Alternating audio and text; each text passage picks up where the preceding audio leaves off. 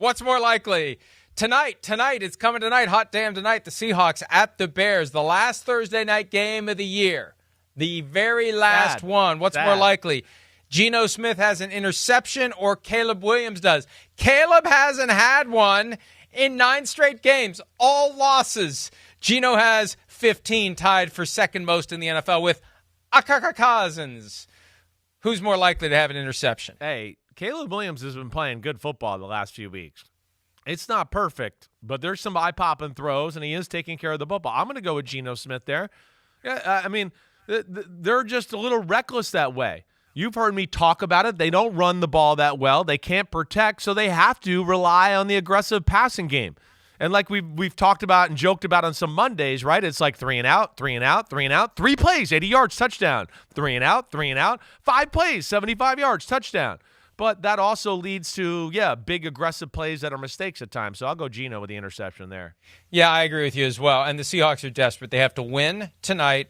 They need the Rams to lose to the Cardinals on Saturday night. And the Cardinals beat the Rams, what, like 41-10 early in the season? Week 2, right. And then the Seahawks have to beat the Rams next week to get the NFC West title. Saturday night, the Cardinals 7-8 at the 9-6 Rams. What's more likely? Matthew Stafford has 2 or more touchdown passes or none? I'm going to say 2 or more. I think they get back on track. There'll be a concerted effort here to get the passing game going a little bit.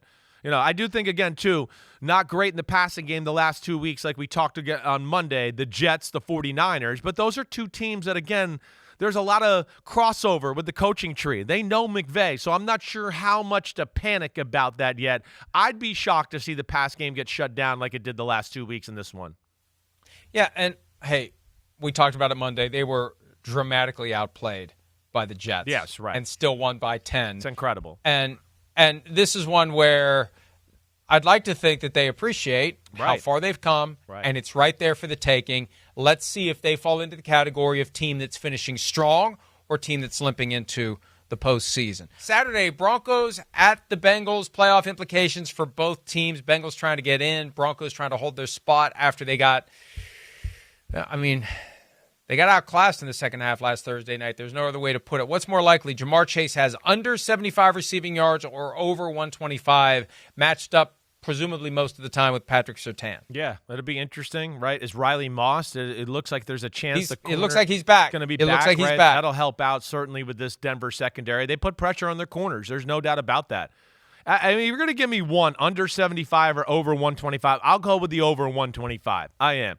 I don't think it bodes well for Denver to be super aggressive here with Surtain man-to-man in Jamar Chase's face all game long. I don't really think there's anybody in the game that can cover him right now. I think he's that good. But I'm going to go with the over 125, Mike. Yeah, I think so as well. I just think Jamar Chase is unstoppable. I don't care who's out there. I hear you. He's going to get his yards, and Joe Burrow is going to find him. And the Bengals, they've got that lift. I don't know if they're going to make it, but they've got that lift. They're the team that you don't want in if you're already in the AFC playoff field. Chargers at the Patriots on Saturday. I mean, look, I won't editorialize on the quality of the game. It's going to be in a standalone window because they didn't have many good ones to choose from. What's more likely? Chargers rush for over 125 or under 75? I'll go over 125. I mean, again, we saw last week the Patriots D-line, they can be pushed around. We saw James Cook and company make big plays there. The Chargers are going to lean on that running game. That's what they do. I'm excited to watch that. I mean, the Chargers are not a blow a team out type of team, so I would think that could stay a little close, and Drake May can make a few plays to make it fun for us. Well, I do think J.K. Dobbins is back to practice. Yeah, he was limited on Tuesday. They need him back. He's got that MCL sprain. The offense is different without J.K. Dobbins. So I'll go over. I think the Chargers understand they're in a position to get a playoff spot that should put Jim Harbaugh in the Coach of the Year conversation, although he probably won't win it. Packers at the Vikings, 11-4 versus 13-2. What's more likely? One team will hold a double-digit lead, or it will be within 9 points or fewer the entire game, and we say that because back in Week 4, the Vikings were up 28-0. Green Bay cut it to 28-22, and the Vikings held on to win 31-29. So will there be a double-digit lead at any point in the game? That's really the question. I don't think so. I think this will be a tight one. It's going to be a nail-biter. It's 2 quality football teams, and I do feel like Green Bay is one of those teams that you've talked about where It seems like Jordan Love and company are playing their best football. And what's awesome is it also feels that way with Sam Darnold and the Vikings in a lot of ways, too. That's why it's going to be an awesome game. Pete, you usually don't do a perfect overlap. There's usually a middle ground that we want to go to.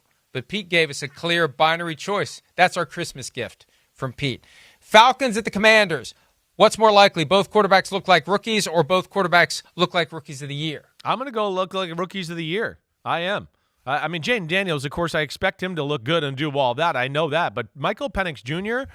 against a Washington defense that, as we know, you can make some plays on it. I think they'll be able to protect a little bit, and they, like Washington, will play man-to-man. And I think that'll bode well for Penix Jr. and some big plays of Darnell Mooney and company.